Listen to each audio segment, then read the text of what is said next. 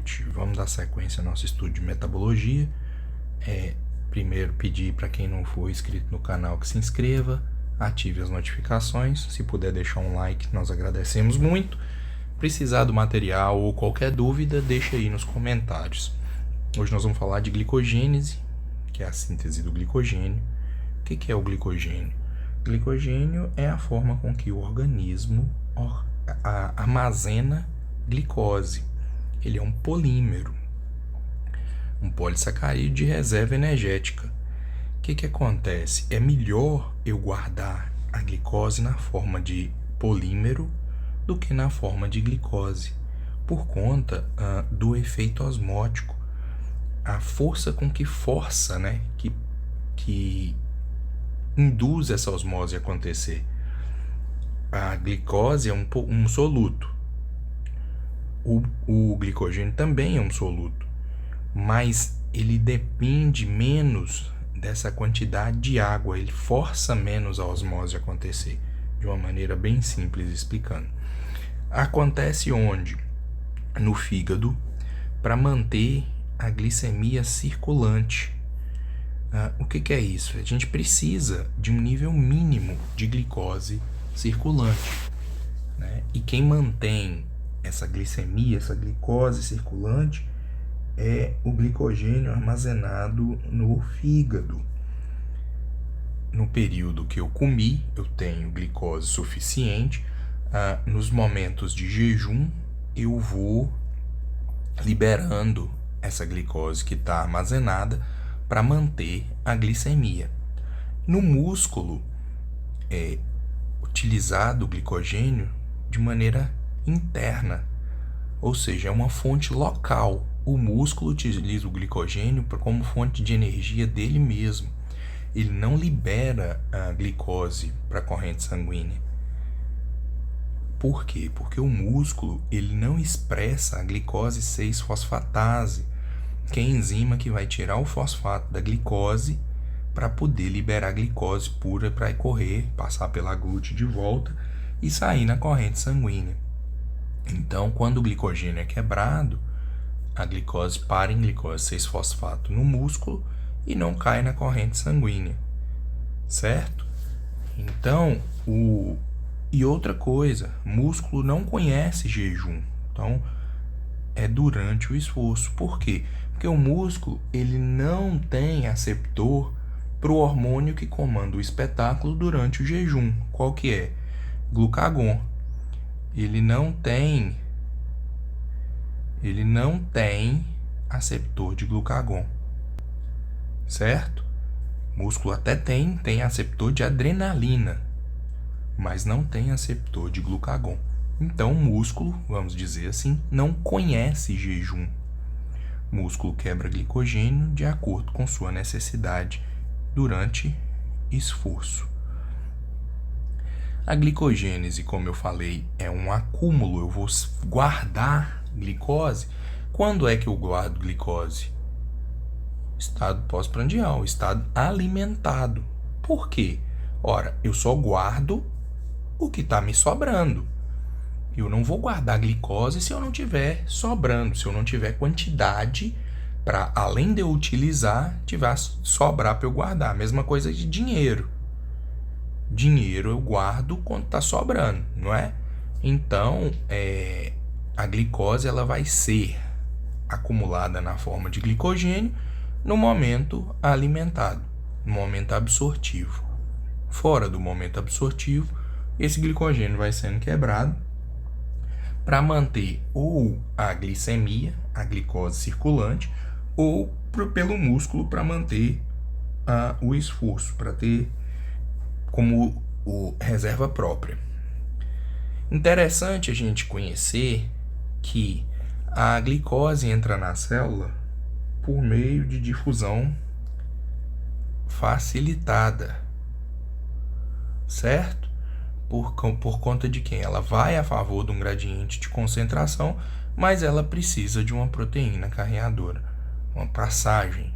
Ela não passa pela membrana plasmática. E aí, o que acontece? tem 5 tipos de GLUT. Das 5 eu nem vou falar. Mas a GLUT1, que ela serve para quê? Ela serve para manter o funcionamento, ela é basal. A afinidade dela permite uma quantidade mínima de glicose que entre nas células para manter o funcionamento normal das coisas. Então ela é independente de insulina. Ela tem uma boa afinidade com a glicose.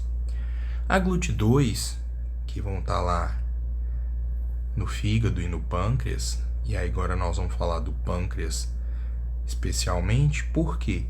Porque lá no pâncreas, essa GLUT2 ela acaba funcionando como se fosse um sensor. Ela tem um km alto e tem baixa afinidade com a glicose. O que eu estou dizendo?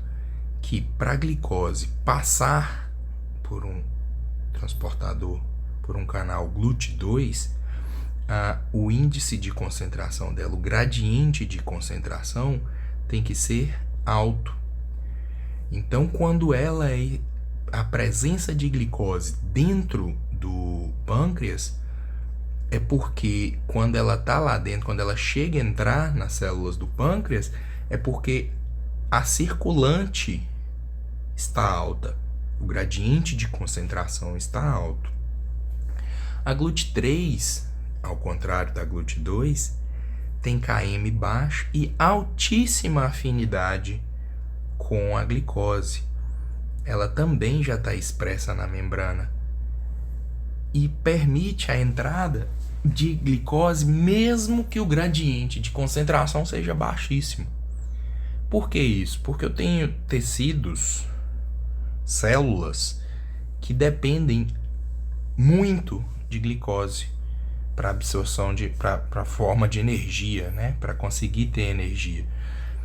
Os neurônios, o cérebro. Então a GLUT3 está lá porque mesmo que eu tenha baixíssima glicose circulante, ela ainda consegue entrar nessas células. E nós temos a GLUT4. A GLUT4 ela é dependente de insulina. Ela vai estar onde? No músculo esquelético, tecido adiposo, lá no coração. Ela não está na membrana da célula. Ela está dentro da célula. Quando insulina entra, ela vai para a membrana e deixa passar a glicose. Como eu falei, então eu alimentei minha taxa de glicose circulante alta, aumentei meu gradiente de concentração, glicose entra nas células do pâncreas pela GLUT2. Opa, percebi glicose aqui dentro, entrou? Se entrou, a própria GLUT já é o meu sensor. Se entrou, tem muito. Libera quem? Células beta libera insulina.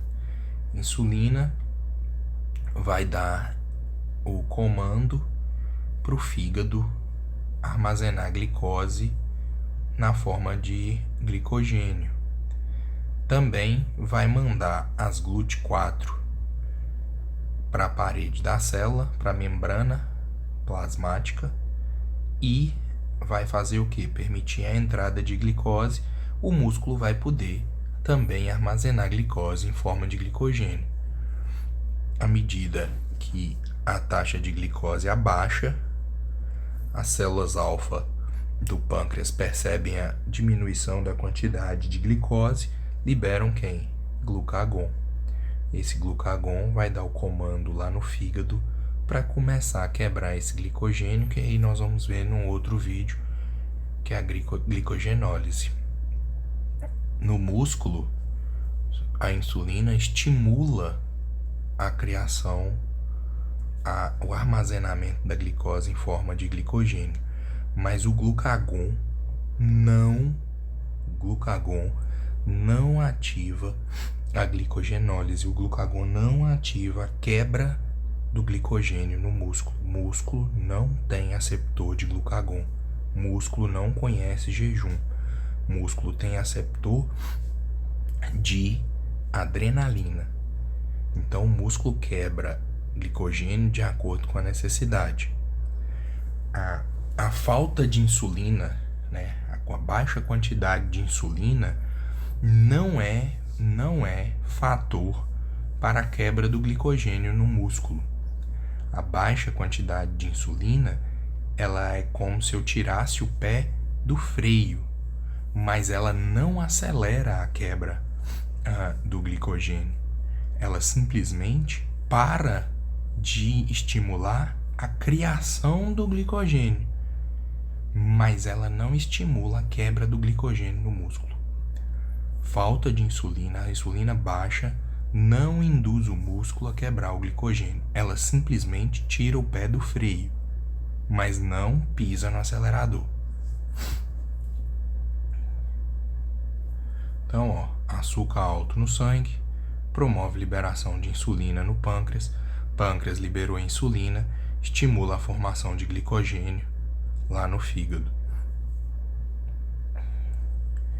E essa formação do glicogênio, como ela se dá? Quais são as etapas? Perto das outras vias, é uma via muito simples, muito tranquila. O que acontece?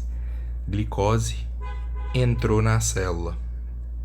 A partir do momento que a glicose entrou na célula, as glutes, elas não são via única. Da mesma forma que a glicose pode entrar, ela pode sair. Então, para eu utilizar ela dentro da célula, eu tenho que prender ela dentro da célula. Como eu vou fazer isso? Eu vou fosfatar. Eu vou gastar um ATP, vou usar um fosfato do ATP, vou fosfatar a glicose, vou transformar ela em glicose 6-fosfato. O carreador é para a glicose, não é para a glicose 6-fosfato. Então, a glicose 6-fosfato não consegue passar. Nas células musculares, a enzima que vai fazer isso é a exoquinase. No músculo, no pâncreas e no fígado, glicoquinase. A próxima etapa é o quê? É uma isomerização. Mas a enzima não é uma isomerase, ela é uma mutase. Qual a diferença, Guilherme? A isomerase, em termos bem simples, a isomerase, eu pego os ingredientes, desmancho e refaço, usando os mesmos ingredientes. A mutase, o que ela faz? Ela faz o processo diferente. Eu tenho um fosfato aqui, a mutase traz o fosfato que ela já tem, põe em outra posição e tira o da outra. Glicose 1-fosfato é isômero de glicose 6-fosfato, mas a forma com que foi feito é diferente. Então eu utilizei a enzima fosfoglicomutase, não usei isomerase. Depois, o que eu vou fazer? Eu vou ativar a glicose. Eu vou ativar ela para eu juntar uma com a outra. Como eu faço isso? Eu vou gastar o UTP, uracila trifosfato. Só mudei a base, o nucleotídeo. Isso aqui tem a mesma carga energética, vamos dizer assim, do ATP, né? Só mudou aqui de adenina para uracila, mesmo do GTP, certo? Então eu vou utilizar um UTP e vou, ao invés de colocar o fosfato na glicose, eu vou tirar um fosfato do UTP e vou colocar o UDP junto da glicose. Num outro slide ali na frente eu vou mostrar como é que isso ocorre. Feito isso, eu posso começar a criar meu glicogênio. Quem é o primer para isso acontecer? A glicogenina. A glicogenina é uma proteína que vai fazer as primeiras ligações. Ela vai ligar as primeiras 4 glicoses na camada. Depois disso, entra em ação a enzima glicogênio sintase. Só para vocês entenderem de uma forma muito boba e simples, mas imagina que a glicogenina, ela tem um braço. O braço, ela junta até onde o braço alcança. Depois disso, ela precisa de uma ajuda. Então, a glicogenina junta as primeiras 4. Depois disso, quem vai fazer a ajuda para ela é a glicogênio sintase. Vai fazer as ligações alfa 1,4. Então, vai ligar o carbono 1 de uma glicose ao carbono 4 da outra. E vai fazendo essas ligações. Depois, entra em ação qual a enzima? A enzima de ramificação. O que ela vai fazer? Ela vai, a partir de... não tem consenso. Cada lugar que pesquisa fala um, mas há entre 11 e 12 resíduos de glicose, ela vai pegar e vai romper e fazer uma ligação alfa 1,6 e vai ramificar essa glicose. Para que isso? Um exemplo simples assim, eu preciso fazer uma obra, uma construção de 300 metros quadrados. Mas meu terreno só tem 100 metros quadrados. Qual a forma de eu fazer isso? Eu vou fazer um prédio. Cada andar com 100 metros quadrados, eu faço 3 andares.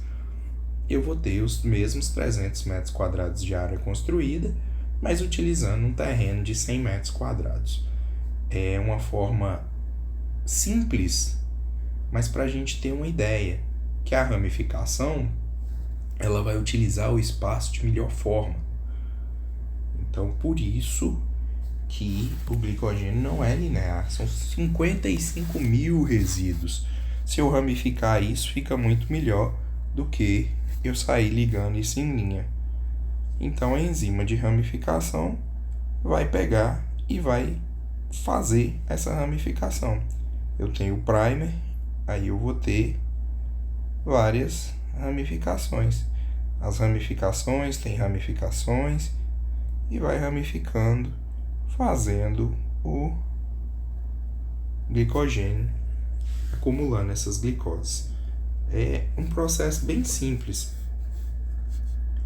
Aqui a gente consegue ver melhor. Olha só, acompanha comigo. Prendi a glicose dentro da célula. Glicose 6-fosfato. Antes aqui, eu gastei um ATP, que era glicose. Transformei pela fosfoglicomutase glicose 6-fosfato em glicose 1-fosfato. Aí essa glicose 1-fosfato, o que eu fiz? Eu tirei, acompanha para enxergar, eu tirei esse fosfato aqui e tirei um fosfato desse UTP. Quando eu tiro um fosfato de UTP, ele vira o quê? UDP. 3,2. Trifosfato aqui, difosfato. Então, eu tirei um daqui com esse daqui. O que eu formei? 2 fosfatos.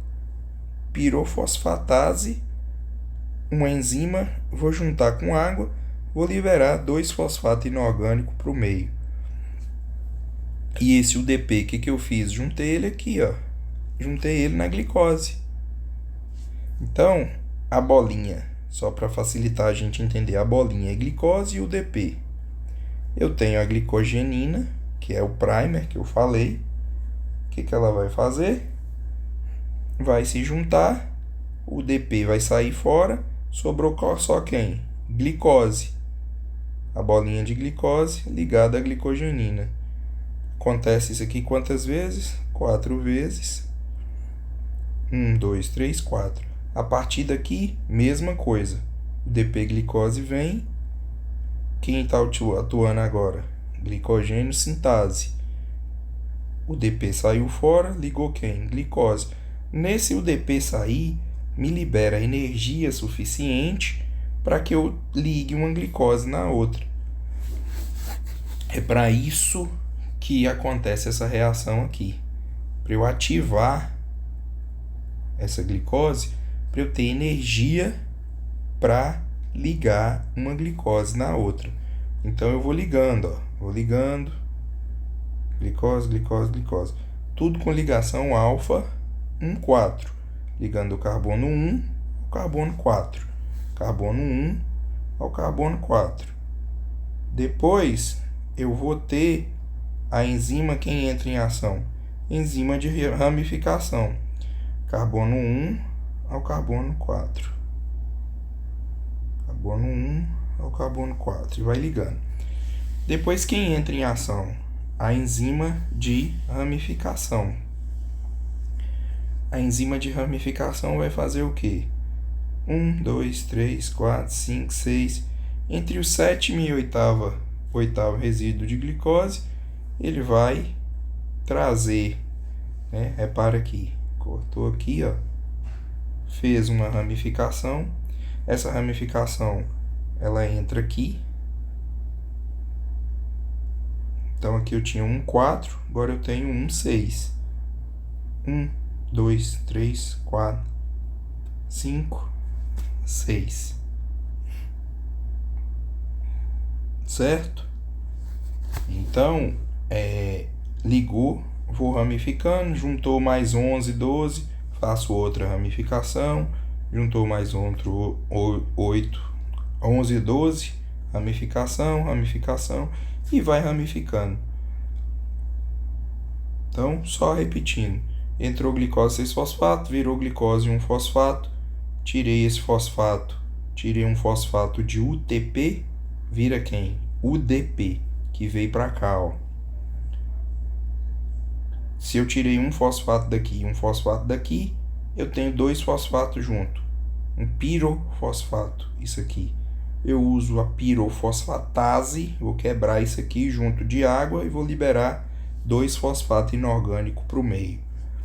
Esse UDP que saiu daqui e veio para cá, está ligado à glicose.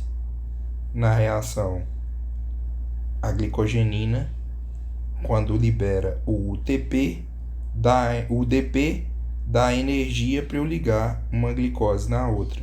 A partir de 4, quem entra em ação? Glicogênio sintase, fazendo a mesma coisa. Na retirada desse UDP, me gera energia suficiente para eu ligar uma glicose na outra. Vou ligando, a partir aí de 11, 12 resíduos, entra em ação a enzima de ramificação. A enzima de ramificação vai fazer uma ligação alfa 1,6 e vai fazer uma ramificação nessa cadeia de glicoses e vai ramificando, formando o glicogênio. Aproximadamente 55.000 resíduos de glicose. Vai ficar mais ou menos dessa forma aí, ó. Cada perninha tem de 12 a 14 resíduos de glicose e vai formando as ramificações. Quem está lá no meio? A glicogenina. A regulação disso, como é que é feito? Insulina. Insulina faz o quê? Estimula quem? A glicogênio sintase e inibe a glicogênio fosforilase. A glicogênio fosforilase é a da quebra da glicogenólise, que nós temos outro vídeo aí. Então a insulina estimula a glicogênio sintase. Quem é um potente, está separado aqui, ó, mas é potente ativador alostérico. Ativador alostérico não é de hormônio, é o próprio organismo dando sinal, fora o hormônio. Quem é G6P? Glicose 6-fosfato. Se eu tenho muita glicose 6-fosfato, quer dizer o quê? Que eu tenho muita glicose dentro da célula. Eu não estou quebrando essa glicose, levando na via da glicólise, por exemplo, suficiente, não estou precisando tanto, está sobrando glicose dentro da célula. Se está sobrando, eu vou fazer o quê? Eu vou guardar.